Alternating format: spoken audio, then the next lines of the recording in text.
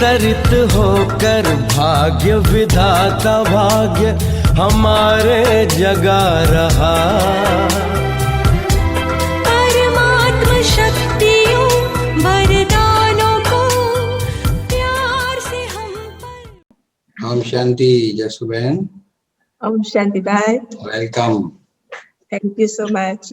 Drama wonderful है। प्यारे साथी, आपको याद होगा जशुबैन का सेशन वैसे तो हमने रखा था, लेकिन ड्रामा में उस दिन नूंद नहीं थी, तो इंटरनेट की डिस्कनेक्टिविटी की वजह से वो सेशन पूरा नहीं हो पाया था। तो आज आपका अनुभव हमारे पास आधा घंटा है, तो बहुत अच्छे से सुन पाएंगे। तो भले आप शुरू करें। थैंक यू मिनेश भाई।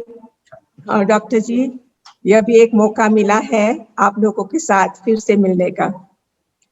और जब मैं सुना रही थी अनुभव, तो वो बात आ रही थी कि दादी ने मुझे पूछा था कि कितने हैं आपके फैमिली में। तो मैंने बोला कि मेरे पीछे एक भाई और बहन है और हम 15 लोग हैं। तो दादी ने कहा कि आपका नंबर कौन सा है।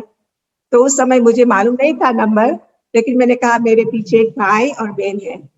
तो दादी ने कहा अच्छा, तो आप 13 नंबर की हो। इसलिए दादी ने एक ब्लेसिंग दिया है था। और दादी जी ने कहा कि 13 ब्रह्मा बाबा का बार गुरु किया था और 13वां गुरु शिव बाबा था। तो इसीलिए वो बाबा के बन गए। तो आप भी 13 नंबर हो, इसलिए आप बाबा की हो। उस समय तो मैंने सिर्फ ज्ञान लिया था बहुत शॉर्ट समय से, लेकिन मुझे पता नहीं था कि जरूर मैं सरेंडर होकर के बाबा की सेवा ऐसी सेंटर पर रह करके करूंगी। क्योंकि मैं बोलती थी कि मैं जॉब भी करूंगी बैंक में और सहयोगी बनूंगी सेंटर में और बाबा की सेवा भी करूंगी। लेकिन दादी का ब्लेसिंग मुझे प्राप्त हुआ, तो आज मैं यहाँ बैठी हूँ। दूसरा कि जब मैं ज्ञान में आई थी तो मेरे एक तकलीफ बहुत थी, और वो तो हेल्थ की थी। और हेल्थ के हिसाब से ही मुझे मालूम है कि मेरी पूरी बॉडी में रैश होता था। और 10 साल मैंने डॉक्टरों को की ट्रीटमेंट ली थी, और उस समय डॉक्टर्स ने बहुत दवाइयाँ दी, स्पेशलिस्ट भी किया था, बहुत कुछ किया। 10 साल तो मैं बहुत अनहैप्पी हो गई थी कि यह कर्मिक अकाउंट कब खत्म हो जाएगा। और देखा कि जब ब्रह्मा कुमारी के पास आई थी और मेडिटेशन सीखने लगी, तो उस समय देखा कि मेडिटेशन से यह मेरी जो बीमारी थी वो एकदम खत्म हो गई। और कभी भी उस दिन से आज तक मेडिटेशन के बाद मैं कभी भी डॉक्टर के पास नहीं गई हूँ। और बाबा को बहुत बहुत थैंक्स करती हूँ कि आज 43 इयर्स हो गया, मैंने वो बीमारी के लिए डॉक्टर नहीं देखा है। तो बाबा की मिरेकल्स मैंने बहुत देखी है। और जब मैं मधुबन में थी, एक बारी फर्स्ट टाइम गए थे, तो बाबा ने कहा बच्ची तुमको लॉटरी मिली है।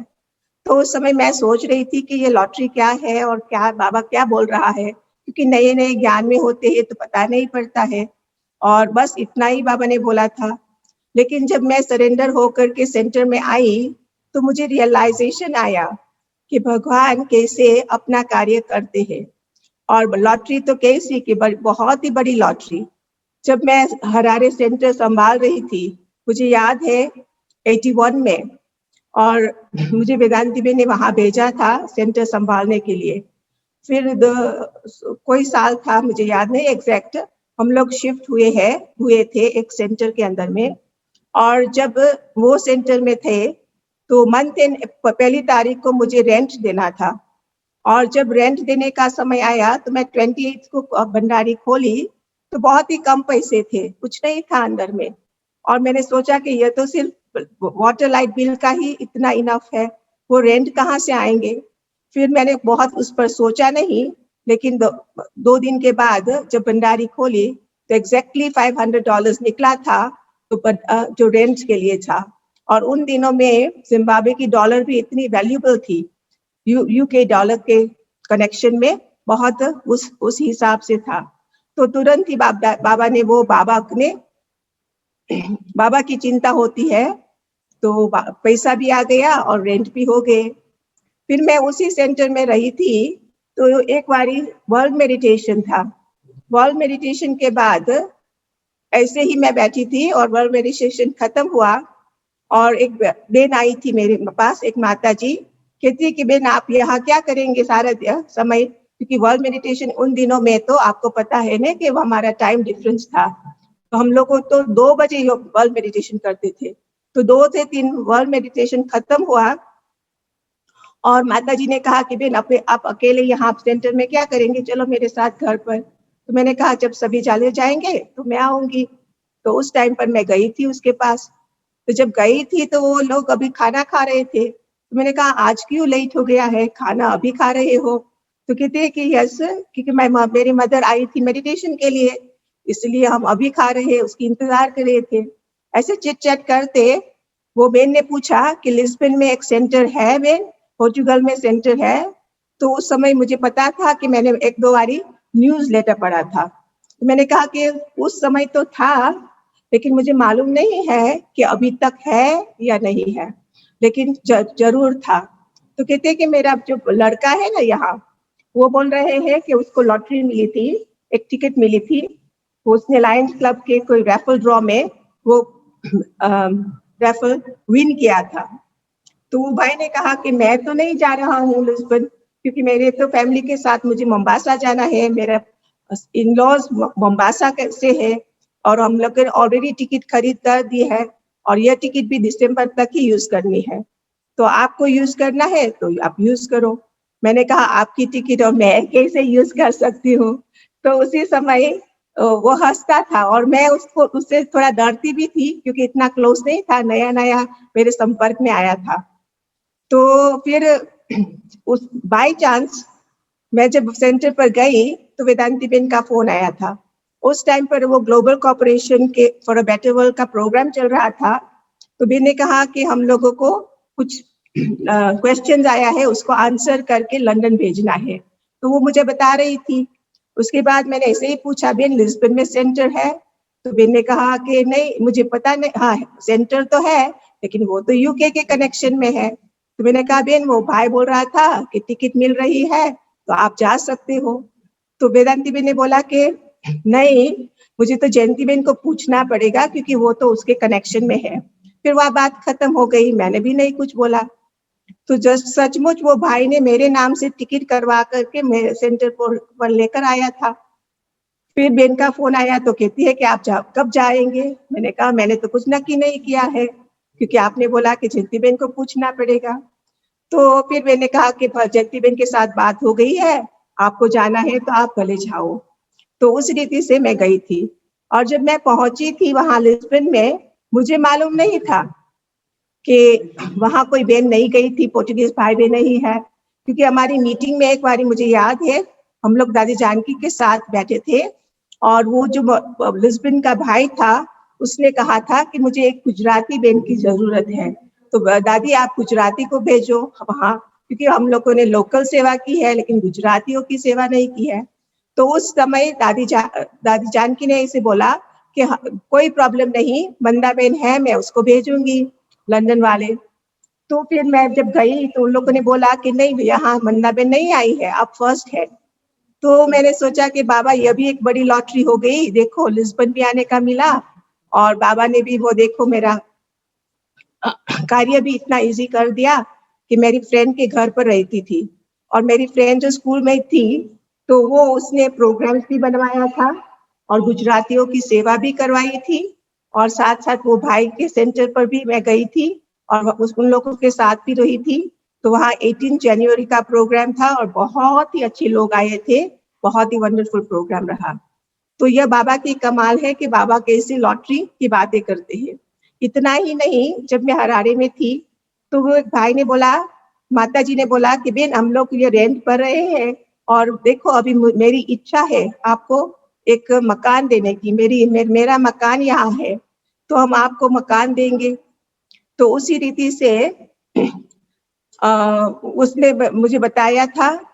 तो फिर कहती है कि अभी तो वो आर्मी वाले रह रहे हैं लेकिन जब खाली हो जाएगा तो आप बाबा के लिए यूज करना। फिर उसके बाद वो उसका लड़का आया एक दिन, हंसते हंसते चाबी लेकर मेरे हाथ में दे दिया और बोला कि Ben here's the key for the house and you can use the house. तो वो भी एक बड़ी लॉटरी मिल गई, क्योंकि पहले तो $500 कहाँ से लावे, और देखो बाबा ने फ्री मकान, डबल स्टोरी मकान दे दिया, और हम लोग उस मकान के अंदर में 8 साल रहे। इतना नहीं कि उस मकान के अंदर में जब हम थे तो एक रशियन बहन आई थी, और वो टीचर थी स्कूल में, तो वो ज्ञान में मतलब कि इंक्वायरीज के लिए आई और फिर ज्ञान लिया, और वो भी मधुबन तक पहुंची और अब तक भी ज्ञान में है, 30 साल ओवर हो गया है। और वो हरारे में अभी मैं गई थी तो वो मिली मुझे वहां, और वो मधुबन भी 2 बारी गई थी, और उस क्या ग्लोबल कॉर्पोरेशन हाउस में भी जब जाती है तो वहां भी बहुत सेवा देती है। तो वो मकान ने भी बहुत काम किया था, 8 साल हम लोगों ने यूज किया, उसके बाद वापस चाबी दे दिया था उस भाई को, और हमारा बाबा का मकान खुद का बन गया। तो अभी हमारे खुद का मकान है हरारे में। तो वो भी एक लॉटरी। फिर एक बारी जब मैं बाबा के पास गई थी तो बाबा कहते हैं कि बच्ची हाजिहा का पाठ पक्का करती है, इसलिए बाप दादा का गुण सो बच्ची का गुण, इसलिए समीप रतन की निशानी है। तो जब भी वेदांती बेन मुझे कहाँ भी भेजते थे और कहते थे कि यहाँ जाना है वहाँ जाना है, तो मैं उन दिनों में तो मुझे कुछ नॉलेज भी इतना नहीं था, बहुत डरपोक थी, फिर भी हाजी हाँ करती थी। वो ब्लेसिंग बाबा ने जो दिया था, उस ब्लेसिंग से आधार से मैंने देखा कि बाबा कैसे सेवा करवाते थे। जो भी जगह पर जाती थी वहाँ बाबा अपनी रीति से मुझे निमित्त इंस्ट्रूमेंट बना करके खुद बाबा सेवा कराते थे। फिर तो एक बारी मुझे याद है कि मैं मधुबन गई थी और हम सभी बहनें थे, हमारे ग्रुप में 8 बहनें थी वेदांती बेन के साथ। और फिर उन वेदांती बेन को उस टाइम पर प्रकाशमणि दादी ने बोला कि वेदांती बेन रजौरी गार्डन जाएंगे, उसके साथ भगवती बेन भी जाएंगे, और वो जो प्रतिभा बेन है, रेखा बेन है, वो लोग अहमदाबाद रुकेंगे, और जोशना वो एक दूसरी बेन थी उसको देहरादून जाना था। तो फिर मुझे वेदांती बेन ने बोला कि आप और जोशना बेन वापस नायरोबी जाओ और आप लोग वहां का संभालो, फिर आप किस्म में चले जाना। तो दादी का भी ब्लेसिंग, और जब मैं निकल रही थी वेदांती बेन ने बहुत ही अच्छा ब्लेसिंग दिया था। उसने ऐसे बोला कि तुम मेरे से जैसे चक्रवर्ती राजा बनना। उन दिनों में मुझे तो पता भी नहीं था, वो शब्द का भी रहस्य नहीं पता था, चक्र नाम वो वर्ड्स भी नहीं मालूम था। तो जब चक्रवर्ती राजा बोला मुझे मालूम नहीं था कुछ, फिर भी मैं वो एक ब्लेसिंग मेरे लाइफ के अंदर में बन गए कि सचमुच मैं बहुत ही कंट्रीज में गई। और उस समय मैं वापस आई थी नायरोबी, फिर गई थी किसुमो। जब किसुमो में थी तो मैं बहुत योग करती थी साउथ अफ्रीका के लिए, क्योंकि एक बारी जब मैं मधुबन में थी, दादी प्रकाशमणि ने मुझे कहा था कि साउथ अफ्रीका की सेवा करनी है। तो उन दिनों में तो साउथ अफ्रीका की सेवा नहीं हुई थी क्योंकि वीजा की प्रॉब्लम्स थी। मतलब ये जेंटीबेन तो गई थी, ऑब्जर्वेटरी सेंटर भी खुला था, लेकिन यहाँ से कोई जा नहीं पाता था। तो मैं अंदर से सोचती थी कि दादी ने कहा कि साउथ अफ्रीका जाना, तो मुझे भी कुछ उसके लिए एटलीस्ट योगदान देना है। तो मैं बहुत 8 मास रही थी वहाँ किस्मों में और योग करती थी। उसके बाद क्या हुआ कि जब योग करते करते एक बारी वेदांती बेन का फोन आया रजौरी गार्डन से, कहती है कि आप चले जाओ जिम्बाब्वे अभी और वहां की सेवा संभालो। तो मैं आई थी जिम्बाब्वे। तो कमाल की बात थी कि एक भाई जिसने कोर्स किया था, पीटर भाई, जिसने कोर्स किया था हरारे में, उसका लेटर आया था। उसने कहा कि I am in South Africa doing service but we need a Gujarati sister, why don't you come down, तो आप भी आ जाओ यहाँ। तो हमने कहा कि हमारे पास तो वीजा नहीं है, हम कैसे आ सकते हैं। तो उसी टाइम पर दादी जानकी आ रही थी, हम लोग प्रोग्राम कर रहे थे, तैयारी कर रहे थे दादी जानकी की, और वेदांती बेन उसके साथ आ रही थी। तो जब वो लोग यहाँ आए तो हमने उसको लेटर लिखा कि आप लोग दोनों भाई पीटर और पॉल, आप लोग क्यों नहीं यहाँ आओ जिम्बाब्वे और दादी को भी मिलो और यहाँ के। हाँ, तो वो लोग भी आए थे। तो उसने भी वही बात बताई वेदांती को, दादी को, कि साउथ अफ्रीका के लिए गुजराती बहनों की जरूरत है। तो फिर वेदांती बेन, दादी ने पूछा वेदांती क्यों नहीं आप भेजो वहाँ साउथ अफ्रीका, तो कहते कि वीजा की प्रॉब्लम है। तो कहते कि नहीं, जो ब्रिटिश पासपोर्ट होल्डर्स है उसको भेजो। तो जोशना बेन और हंसा बेन आई थी और उसको साउथ अफ्रीका जाना था। उसके बाद अचानक क्या हुआ था कि मैं इतना एक बारी गई थी मधुबन, और जब मधुबन जाना था तो उस टाइम पर वेदांती बेन का फोन आया था कि आप नायरोबी आ जाओ, फिर ये जो पद यात्रा रैली चल रही है इंडिया में, वो सभी 86 उस साल में था, पता नहीं क्या 85-86 की बात थी। तो उस टाइम पर वेदांती बेन ने कहा कि आप आ जाओ वहाँ नायरोबी, और यहाँ से एक बेन के साथ दिल्ली जाना है। तो मैं तो बहुत खुश हो गई, क्योंकि मैं बहुत सेवा पढ़ती थी पद यात्रा की, मुझे अंदर से हो रहा था कि मुझे जरूर जाना है। तो जब नायरोबी पहुंची तो वेदांती बेन ने कहा कि वो बेन बीमार है, अभी नहीं जा सकती है, तो आपका भी कैंसिल करेंगे। तो मैं बाबा के कमरे में गई और मैं बाबा को बोला कि बाबा, आप सुनभावे से यहाँ मुझे ले आया, मुझे तो दिल्ली जाना ही है, आप क्यों मेरा के प्रोग्राम कैंसिल कर रहे हो? मुझे तो देखना है दिल्ली में, दादी और सब मिलेंगे वहाँ।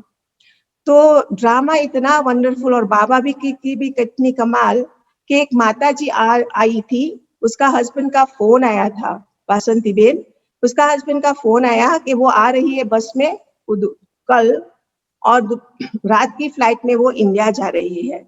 और वेदांती बेन को तो आपको पता है ना, बहुत फास्ट थिंकिंग और बहुत फास्ट कार्य चलता है।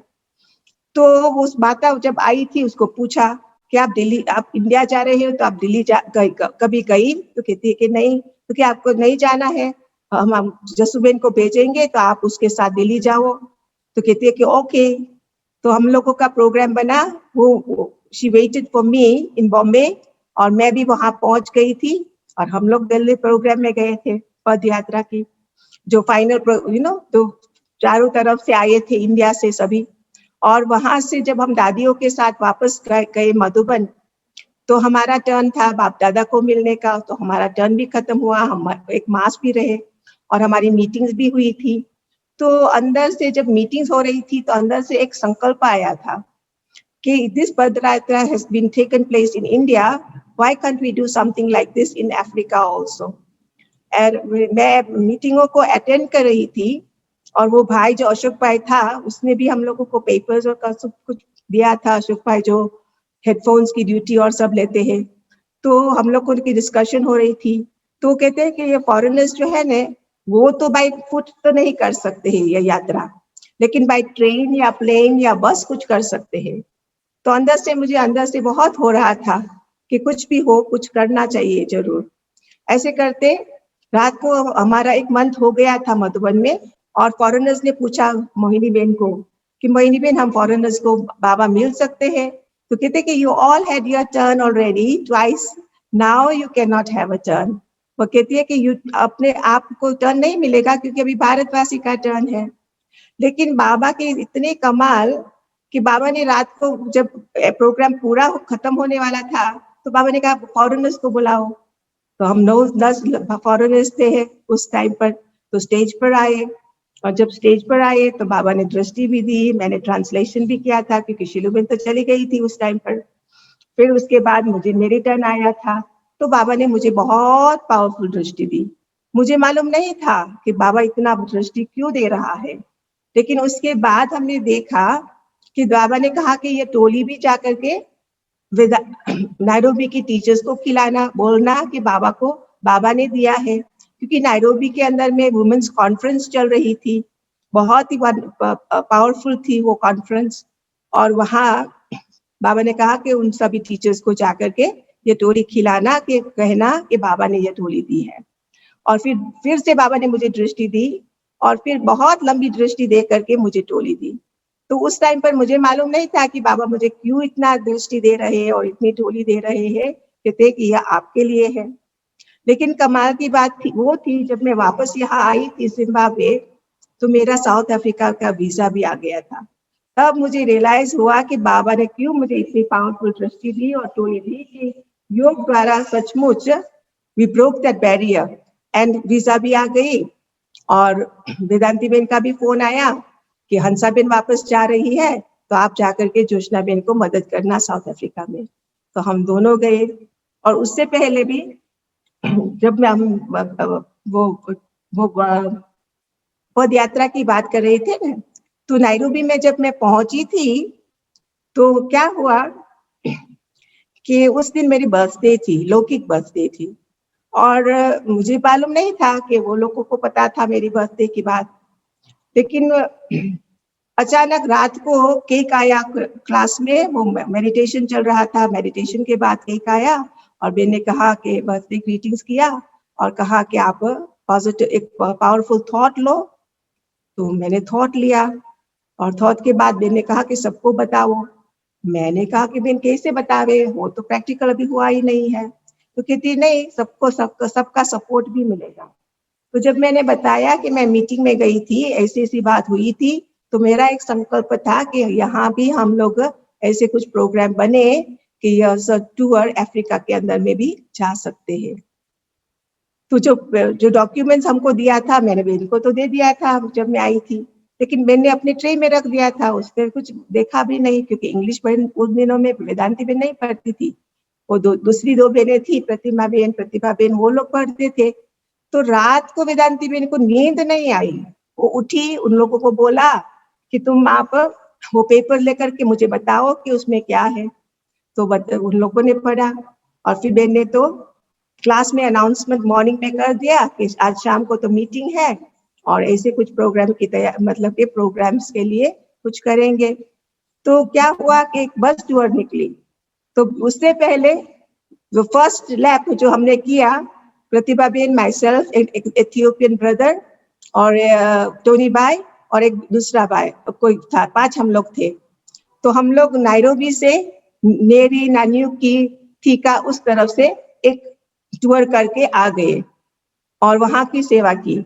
उसके बाद तो वेदांती बहन ने मुझे भेज दिया था जिम्बाब्वे, और जब जिम्बाब्वे आई थी तो मैं पता पड़ा कि साउथ अफ्रीका की वीजा भी आ गई है। उसके बाद बहन ने एक मंथ या 2 मंथ था, उसने कहा कि अभी साउथ अफ्रीका में जोशना बहन अकेली है, दूसरी 2 बहनें जो है वो वापस आ रही है, तो आपकी वीजा आ गई है तो आप भले जाओ। तो हम गई वहां साउथ अफ्रीका की सेवा के लिए। तो मैं इसिपिंगो में थी, नहीं सॉरी, मैं टोंगाट में थी और जोशना बहन इसिपिंगो में थे, और हम लोग दोनों ऐसे बैठे थे। तो 2-3 मंथ तो हो गया था मैं वहां थी, तो ऑलमोस्ट 5 मंथ्स हो गया था सेवा करते। और फिर उसके बाद क्या हुआ कि लास्ट में जो मकान में हम थे, तो वो मकान को we had to vacate the place, क्योंकि वो ओनर ने बेच दिया था वो मकान। तो एक कपल जो था उसने कहा कि नो प्रॉब्लम, आप लोग हमारे घर पर आ जाओ, तो फिर हम ढूंढेंगे मकान।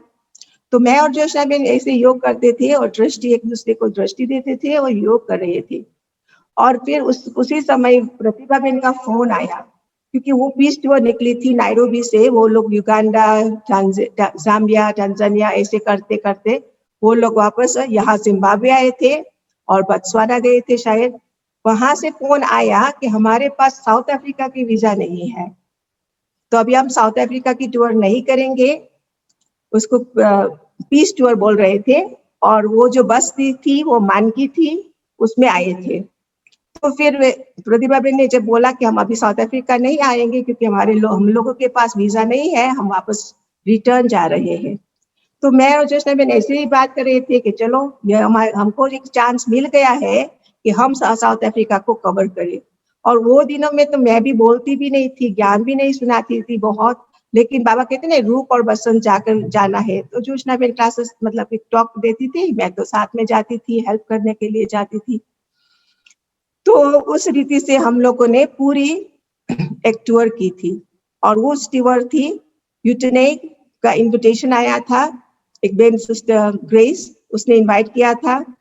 तो हम लोग उसके घर पर पहले गए यूटेनेग में, उसने प्रोग्राम बनाया था, पोर्ट एलिजाबेथ, ईस्ट लंदन, ग्राम्सटाउन।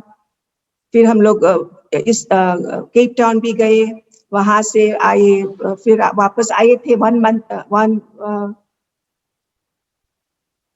मुझे याद नहीं अभी कि कितना, मतलब कि पूरी टूर करके बाबा का संदेश बहुत जगह दे करके अचानक मतलब कि हम लोग वापस डरबन आ गए जहाँ पर हम थे। तो फिर वेदांती बहन का फोन आया, कहते कि मिलियन मिनट्स ऑफ पीस का प्रोजेक्ट है, तो आप लोग वापस जिम्बाब्वे आ जाओ, और यहाँ वो प्रोजेक्ट कर रहा है। तो पूरी टूर करके हम लोग फिर आए जोबर्ग में, प्रिटोरिया गए थे, जोबर्ग भी गए थे, लेनेशिया भी गए थे। उस सब जगह पर होकर के वापस यहाँ आए थे।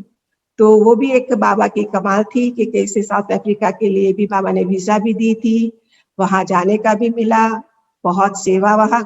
और जब वहां से आए थे तो तुरंत वो जो पोर्ट एलिजाबेथ का सेंटर भी खोल गया था और बहुत ही अच्छी सेवा करके हम वापस यहाँ आए थे।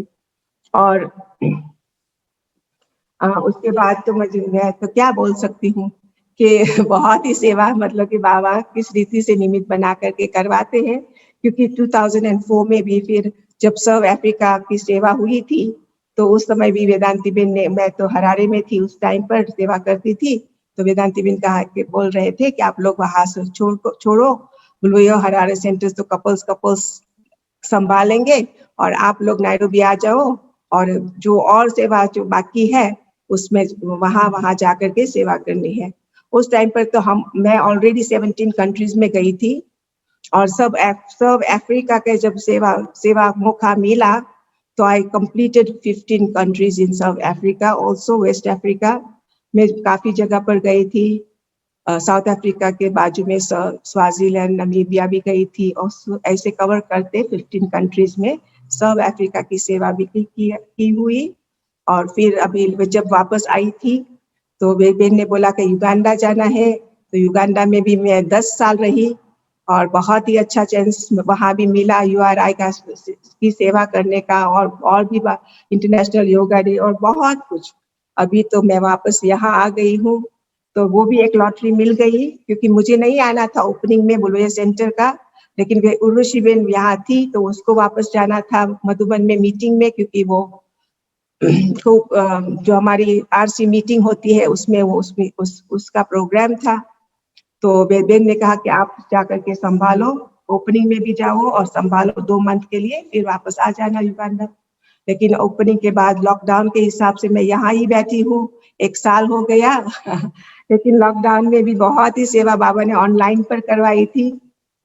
एक प्रोग्राम हम लोगों ने किया था, opportunities in times of crisis, almost 200 लोगों ने ऑनलाइन सुनी थी। फिर इंटरनेशनल योगा डे के लिए भी हमने 3 प्रोग्राम्स किया था, यूथ का, प्रोफेशनल्स का और पब्लिक के लिए भी, तो वो भी बहुत ही अच्छा रहा। अभी तो बस समय मेरा आगे आ ही गया है क्योंकि अभी मुझे वापस नायरोबी जाना है 22 को।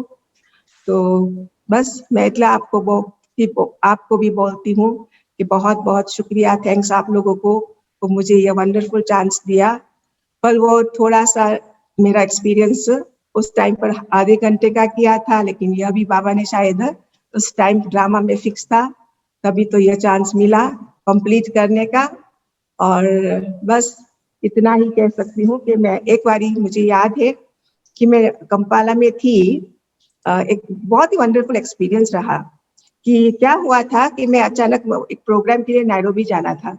तो जब जाने का समय था तो मेरी डेट थी द डेट एंड वेंसडे, मैंने सबको बोला कि वेंसडे को इस तारीख को मैं नायरोबी जा रही हूँ प्रोग्राम के लिए। तो फिर क्या हुआ कि I had a confusion, I made a mistake, तो टिकट भी आ गई थी ट्यूसडे के बदले में मैं वेंसडे बोल रही थी उस तारीख के हिसाब से। तो मैं तो वेंसडे को ट्रैवल करने वाली थी, ट्यूसडे को नहीं ट्रैवल करने वाली थी। तो ट्यूसडे अमृत वेले, पता नहीं उस दिन बाबा ने मुझे 2 बजे उठा दिया।